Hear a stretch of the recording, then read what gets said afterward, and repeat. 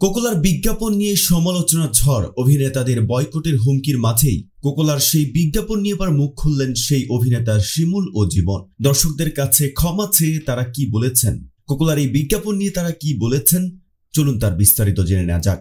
দর্শক, ফিলিস্তিনের গাজা ইসরায়েলি হামলার জেরে বিশ্বব্যাপী ইসরায়েলি ও মার্কিন পণ্য বয়কটের নীরব জোয়ার বইছে অনেকদিন ধরে। সম্প্রতি কোমল পানীয় ব্র্যান্ড কোকা কোলা বাংলাদেশের একটি বিজ্ঞাপন যেন উস্কে দিয়েছে এসব কিছুকে।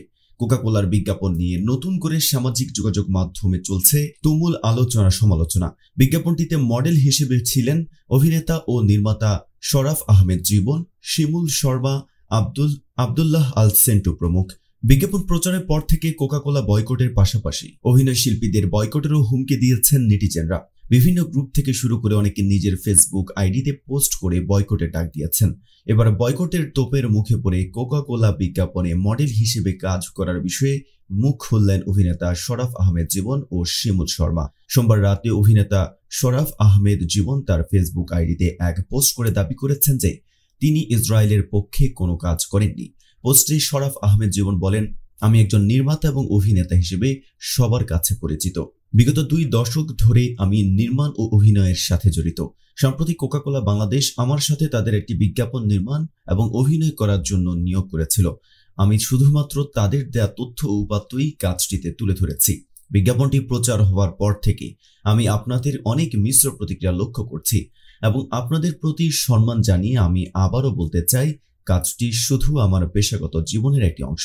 ব্যক্তিগত জীবনে আমি সবসময় মানবাধিকার বিরোধী যে কোনো আগ্রাসনের বিপক্ষে দাঁড়িয়েছি এবং আপনাদের অনুভূতি ও মতামতের প্রতি শ্রদ্ধাশীল থেকেছি।